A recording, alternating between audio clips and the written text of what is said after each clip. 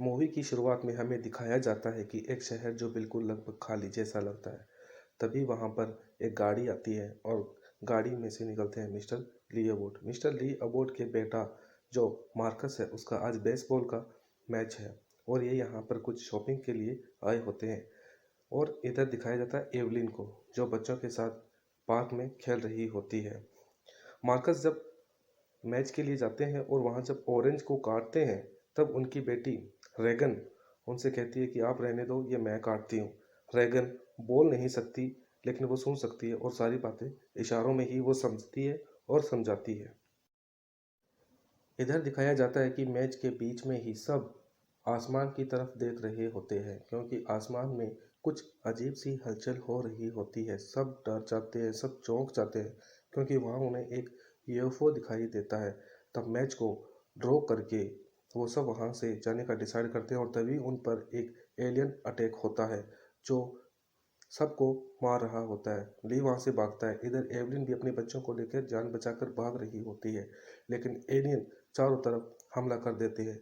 इधर ली अबोट अपनी बेटी के साथ एक कैफे में छुप जाते हैं लेकिन काफ़ी सारे एलियन होने के कारण वो वहाँ पर भी उन पर अटैक कर देते हैं और काफ़ी लोगों को मार देते हैं। ली अबोट अपनी बेटी को बचाकर भाग रहे होते हैं। रेगन वहाँ से जाने से पहले कुछ इलेक्ट्रिक रेडियो फ्रिक्वेंसी के इक्विपमेंट वहाँ से लेकर अपने साथ जाती है। रेगन अपनी मॉम अपने भाई मार्कस के साथ कुछ सेफ हाउस को ढूंढने के लिए निकल पड़ते हैं। वो एक खाली जगह में पहुँचते हैं जो बहुत सुनसान होता है लेकिन वहाँ पर काफ़ी सारे ट्रैप लगे होते हैं।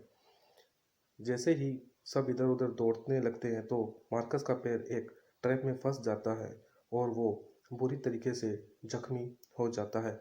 जब जख्मी हालात में मार्कस चिल्लाता है तो उसके चिल्लाने की आवाज़ से एलियन सुन लेता है और वो वहाँ पर आकर उन पर अटैक कर देता है।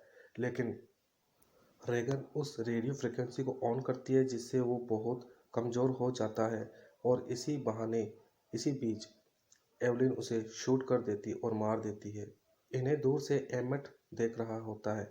फिर एमेट उन्हें अपने पास ले आता है और अपने पास एक सेफ हाउस में लेकर आता है और उन्हें एक सेफ वोल्ट में छिपा देता है ताकि ये सब जिंदा रह सके। एमेट यहाँ अकेला रह रहा होता है एलियन से बचने के लिए।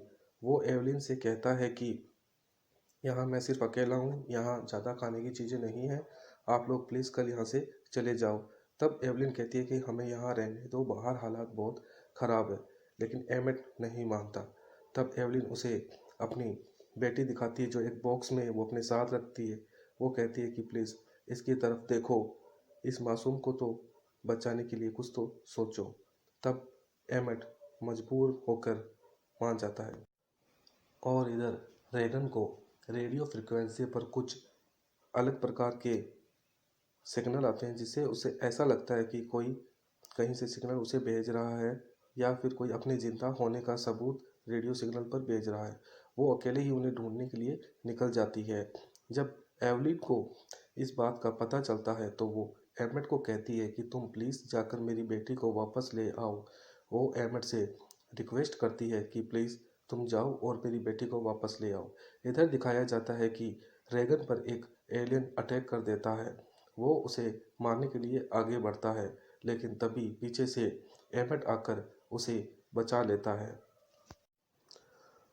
और एमेट रेगन को लेकर वहाँ से निकल जाता है। ये रात को एक फोर्ट यार्ड पर पहुँचते हैं जहाँ पर कुछ लोग छिपे होते हैं। वो एमेट और रेगन को धोखे से पकड़ लेते हैं और उनके सारा सामान छीन लेते हैं। फिर एमेट को वो आदमी एक पोल से बांध देता है ताकि एलियन आए तो पहले एमेट को खाए ताकि उनको भागने का समय मिले। जब एलियन अटैक होता है तब एमेट उस आदमी को उस पोल से बांध देता है और वो एलियन सबको मार रहा होता है। इस बीच एमेट और रेगन को भागने का थोड़ा समय मिलता है और वो वहाँ से एक बोट में निकल देते हैं एक आइसलैंड की तरफ जहाँ कुछ लोग अभी तक जिंदा होने का सबूत है। जब एमेट रेगन के साथ उस जगह पर पहुंचता है तो वो देखता है कि वहाँ काफ़ी सारे लोग होते हैं और उनके पास काफ़ी खाने को होता है।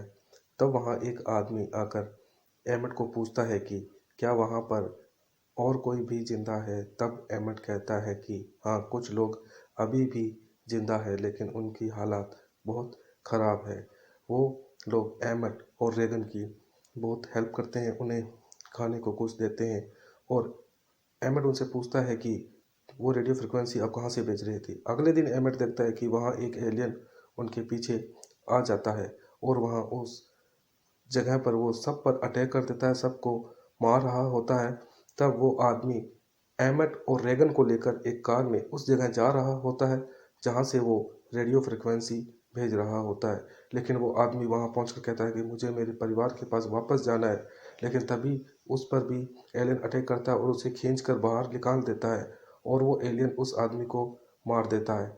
लेकिन एमिट और रेगन अंदर चले जाते हैं। रेगन उस रेडियो फ्रिक्वेंसी को ऑन एयर करके पूरे साउंड के साथ प्ले करती है। तब वो एलियन बहुत ज़्यादा कमज़ोर हो जाता है। तब इसी बात का फ़ायदा उठाकर रेगन उसे एक रोड से मार देती है।